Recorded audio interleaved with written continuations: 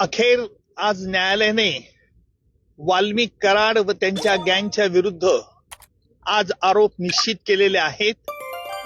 दिनांक 9 डिसेंबर 2024 रोजी संतोष देशमुख यांचा कट करून संगनमताने आरोपींनी खून केला आणि त्याचप्रमाणे यातील काही पुरावा नष्ट करण्याचा प्रयत्न केला. याला कारण म्हणजे वाल्मिक कराड याला जी खंडणी जो मागत होता ती खंडणी अबाडा कंपनीकडनं मिळण्यास अडथळा संतोष देशमुख यांनी केला. याकरिता त्यांचा खून करण्यात आला अशा रीतीचा सरकारतर्फे आम्ही आरोप प्रस्तावित केला. न्यायालयाने आरोप त्याप्रमाणे आज निश्चित केले. एकूण सगळ्या आरोपींच्या विरुद्ध आज निश्चित करून त्याची पुढील तारीख आता 8 जानेवारी ही तारीख ठेवलेली आहे. आजही आरोपींतर्फे पुन्हा हे आरोपी निश्चितची सुनावणी लांबणीवर टाकण्याचा प्रयत्न झाला.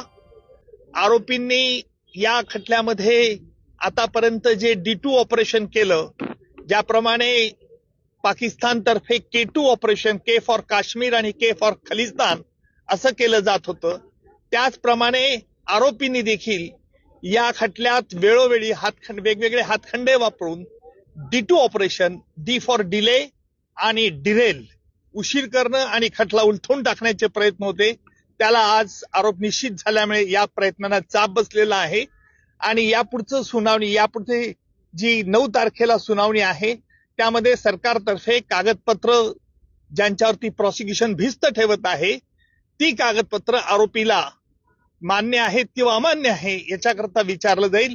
त्याच्यानंतर साक्षीदारांची यादी दिली जाईल आणि प्रत्यक्ष पुराव्याचं काम लवकरच सुरू होईल. आरोपींच्या वतीने वारंवार वकील बदलले जात होते, त्याबद्दल देखील आज कोर्टाने नाराजी व्यक्त केली. काय नेमकं? त्यालाच आम्ही आज आक्षेप घेतला की आरोपींतर्फे जे वेळोवेळी वकील बदलण्याचा त्यांना अधिकार आहे, नाही असं नाहीये, परंतु वेगवेगळ्या 30 कारणं ही पुन्हा पुन्हा न्यायालयापुढे मांडण्यात येत होती. म्हणून आम्ही न्यायालयाला विनंती केली की न्यायालयाने यापूर्वी देखील त्यांच्या म्हणण्यावरती त्यांचं म्हणणं ऐकलेलं आहे, त्यामुळे न्यायालयाने यावरती निश्चित प्रकारचा आदेश द्यावा. त्याप्रमाणे निश्चितपणे आज न्यायालयाने प्रत्येक आरोपीला विचारलं, तुमच्या विरुद्ध हे आरोप ठेवण्यात आलेले आहेत. सगळे आरोप तुरुंगातच होते. आरोपींनी आरोप मान्य नाही असं सांगितलंय आणि न्यायालयाने त्याकरता ते रेकॉर्ड जेलमध्ये पाठवण्यात येईल आणि जेलमधून त्यांची स्वाक्षरी झाल्यानंतर पुन्हा खटल्याच्या कामाकरता सुरुवात होईल. मात्र हे संपूर्ण प्रकरण फास्ट ट्रॅक वरती घेतलं जाईल, फास्ट ट्रॅक वरती चालेल. आता आपण बघितलं असेल की आज आरोप निश्चित करण्याकरता किती महिने वेळ लागला.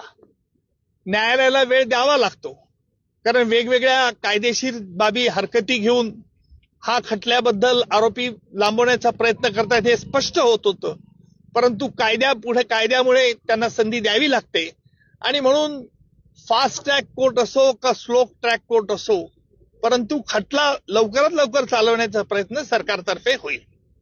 मात्र मान्य कोर्टाबरोबरच हायकोर्टामध्ये देखील हे आरोपी गेलेले होते आणि तिथून देखील स्थगिती आणायचा प्रयत्न केला होता. स्टे मिळण्याच्या अनुषंगाने प्रयत्न करत होते. उच्च न्यायालयाने, माझ्या माहितीनुसार उच्च न्यायालयाने आरोपी निश्चितीसाठी कुठेही स्थगिती दिलेली नाही. त्यांनी काल तसा प्रयत्न उच्च न्यायालयात केला. उच्च न्यायालयाने त्यांना तोंडी नकार दिला होता.